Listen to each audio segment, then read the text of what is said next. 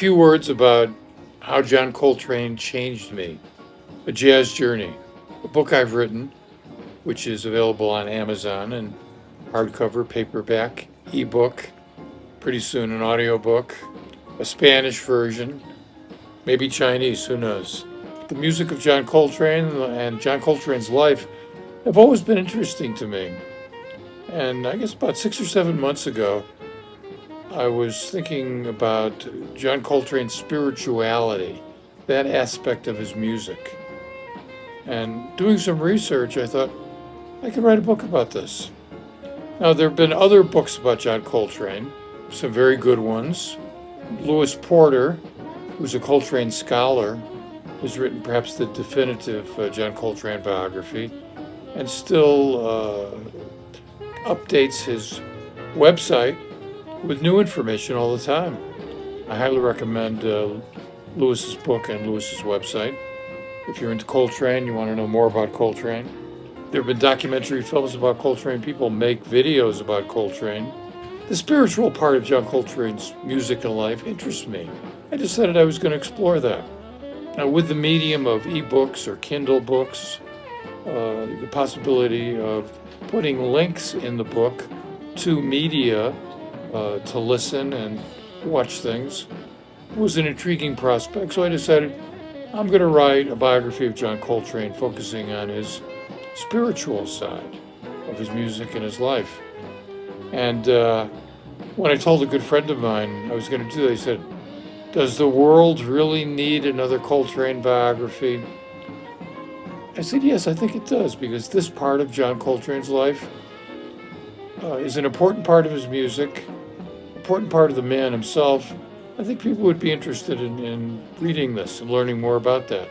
So I set about writing this biography from a spiritual perspective, did a lot of research, started writing, came up with a first draft and a second draft, and it's a lot of work to write a book.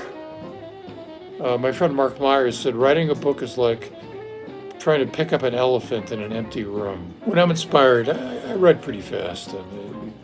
Writing is rewriting, a lot of revisions.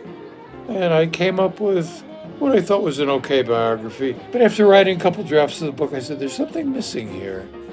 And what I did was, in the book, in the original version, was write a section of the book called John Coltrane in the Afterlife. I wrote some stories about John Coltrane in the Bardo.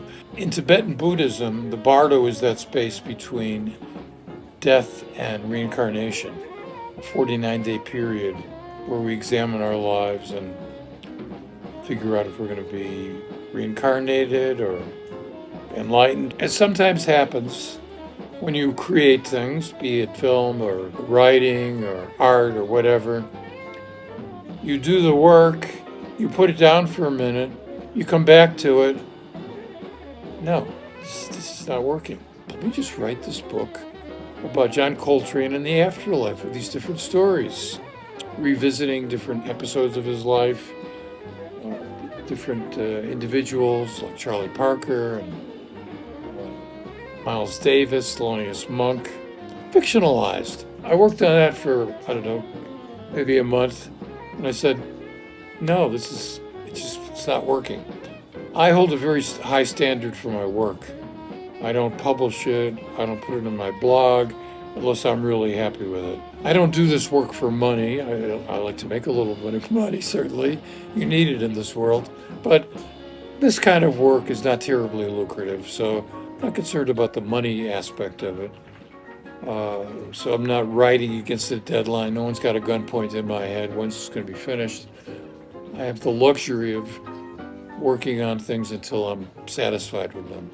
So I had this book, John Coltrane in the Afterlife. I said, no, this is not working. But I wanted to express my thoughts on Train and spirituality. And then as I got into it more, I said, wait a minute. Why don't I write a book about John Coltrane's effect on me, the effect of his music and the effect of his life? He's always been an inspiration for me. Why don't I tell the story of my life, how Coltrane changed me? And that has become the book that is now available on Amazon in these different forms about how John Coltrane changed me at different points in my life. And he's had a profound effect on me, which I detail in the book.